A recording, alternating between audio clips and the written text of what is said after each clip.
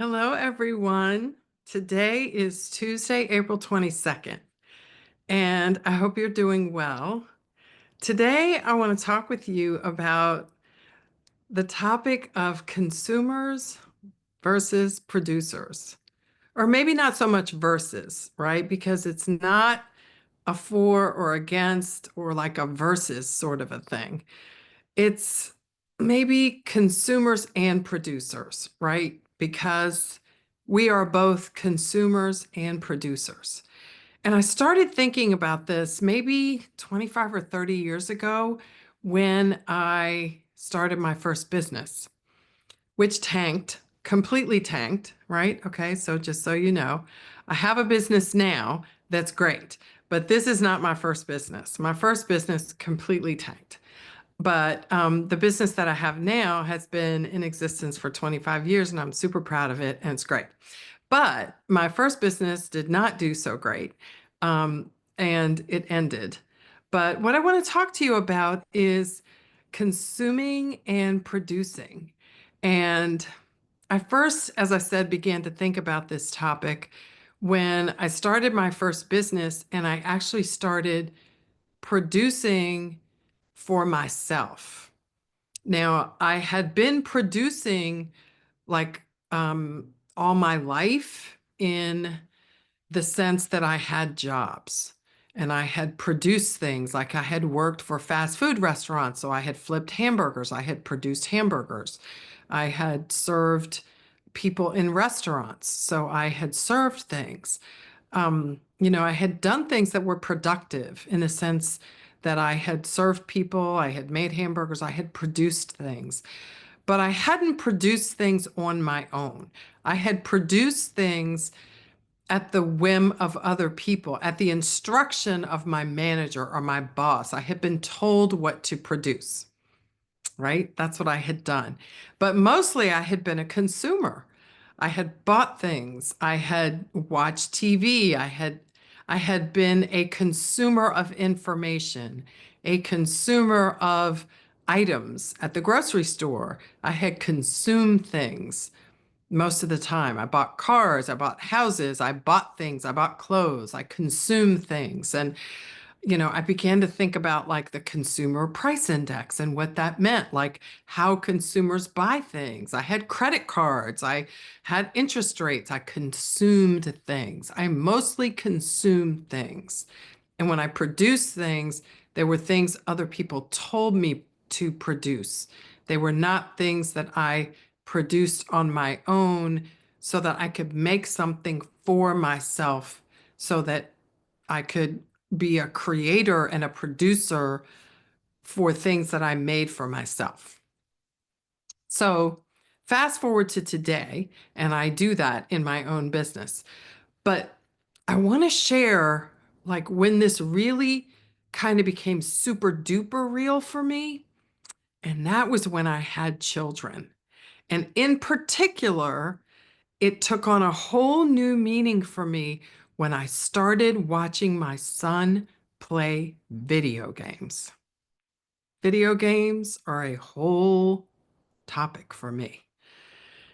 I might have to do a video on video games because for quite some time, and I'm not giving away too much information about my son when I share this, because my son and I have had conversations about this.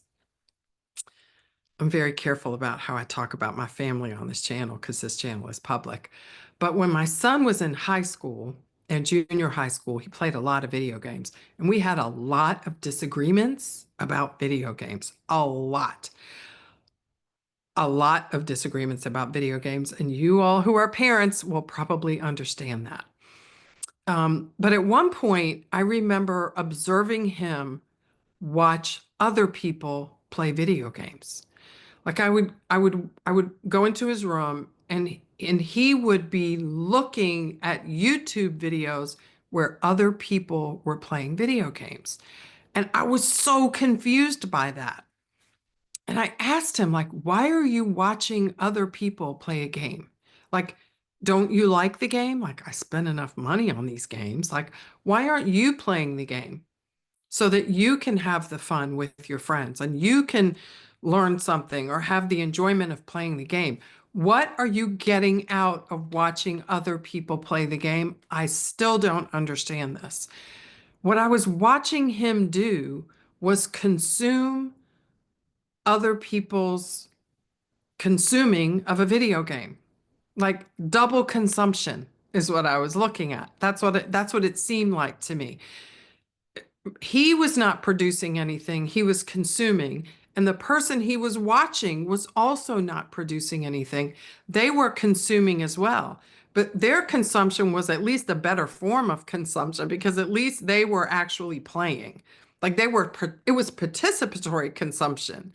But on my son's part, it was like consumption to me. Why am I sharing this? Because I think in today's world where we are walking around all day with our phones and we are in many ways addicted to consuming content and consuming information, we are conditioned to get on TikTok or whatever the social media platform is, and then we get up 5 or 10 hours later sometimes, and we have watched all this content and we don't know where all the time went. We don't even remember sometimes what we watched. We Netflix and binge. We watch a million hours of YouTube. We go into a TikTok rabbit hole. We watch all the pretty pictures on Instagram, and we consume, consume, consume, and we don't produce anything. We are watching what other people produced. So good on all the other people who are producing. And I hope that they are producing not just to produce, but toward a particular end. Like they are actually producing so that they can have a business that is actually benefiting from the production of the content. Sometimes that doesn't happen either. They're just producing to produce. That's a whole nother conversation. But the potential tension between consuming and producing is what I want to talk about today. And my son and I had some very interesting conversations about this. And what I tried to impress upon him as a young man is I want you to be a contributor to the world, not just a consumer of it. I want you to produce for and in the world, not just take from and consume of the world. Because what happens in life is that if we become conditioned to consume, then it becomes a lifestyle. We consume things, we buy things, and then if we don't have enough things, we buy them on credit, and then we're consuming on credit, and then we buy things. It's a $15 pillow, which becomes a $25 pillow because we have to buy it on credit because we have to have it now and become consumers, and we become a part of the consumer price index, right? Which means we become a lump of what it means to be a consumer. And I think that that is not good for us overall. Like, of course we have to consume. Of course we have to buy toilet paper, and we have to buy eggs, and we have to buy all the things that we want so that we can live and eat and all those things. And that's a necessary part of life. But what I think makes a good life is to integrate consumption with production so we have both. We are not just consuming, we are also producing. We are creating, we are contributing to the economy, not just consuming from it. And this is really important, not just because we should contribute to the world, but because producing also improves us personally. It grows us personally. When we are producing and creating, we are exercising our mind. We are actually, studies show, staving off things like dementia and Alzheimer's because we are moving our brains and we are creating fruit in the world from our minds. And that is healthy, and that keeps us strong. So some of the things that are so great about producing is, here's several things that come to mind. When you get into the habit of creating and producing, you are making a contribution to society that is extremely valuable because you're creating things that didn't exist before you. And that makes the world a better place. Maybe not in the huge sense, like it's really making the whole entire stratosphere better, but at a minimum, it's making your household better. It's making your community better. Maybe it's making your significant other or your children better. Like somebody around you is better because you've created something new, whether it's a recipe that you share or an idea or maybe a new model that you make that didn't exist before you thought of it. Like that's a big deal. So I remember when my son started making YouTube videos when he was like, I don't remember, 6 years old. Some of them are on YouTube here somewhere. When he was learning how to, make Legos and put little things together, like that was such a big deal for us because in a small way, it helped him to see that he could create something as a child and put it out into the world, and people would watch it and leave a comment and say, "You did a good job making that. You did a good job doing that." And that instilled confidence in him from a very young age that he could do that. Same for his sister, my daughter, same thing. Like you could do something amazing that other people could see and say that you did a good job. So it contributes to society. Also, it builds your confidence. Like this is what makes us feel like we are capable. Like contribution leads to confidence. It does. It makes us feel like we've made a contribution, and that prepares us for the next opportunity to contribute. Every time we contribute, we feel a little bit more capable of being able to contribute the next time, right? It also helps us to feel like we have ownership over our lives. Like, look what I did. Look at what I did. Like, I made that and it didn't exist before I did. Like, that's a really big deal to be able to do that. So the idea is that when we actually are creating and contributing in the world, we are doing things that are producing. We are producing. So while it's important to consume and consume in a responsible way, right? We should consume responsibly. We should not overconsume. It's almost impossible to overproduce. Like, how can you possibly contribute too much? Positivity. Like, you can contribute negativity, which is no bueno, right? But if you're contributing in a positive way, like, you can't do that enough. It's a great thing. So I just want to like talk a little bit about this and see what you think. Like in your life, do you have a general sense that you are contributing more than you're consuming? Do you think about that? Do you at the end of the day, do you feel like you have consumed more than you've contributed? On our phones these days, there are ways that you can track how many hours you have spent on your phone. Like mine tracks it. And I try to, watch that number. How many hours have I spent, looking at a phone? You know, on social media or on some sort of an app watching YouTube or whatever it is, as opposed to how many hours I've actually invested, because you can spend time or you can invest time. And I really do try to think of it that way.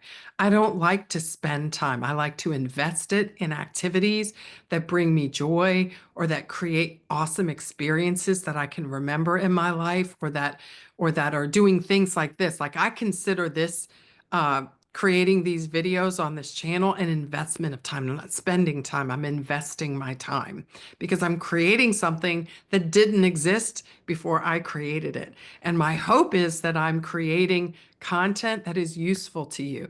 As an entrepreneur with 25 years of experience, as a woman who is in her 60s, like I've learned a lot. I have so many things that I want to share that I hope will be useful, that I hope that my children will watch one day.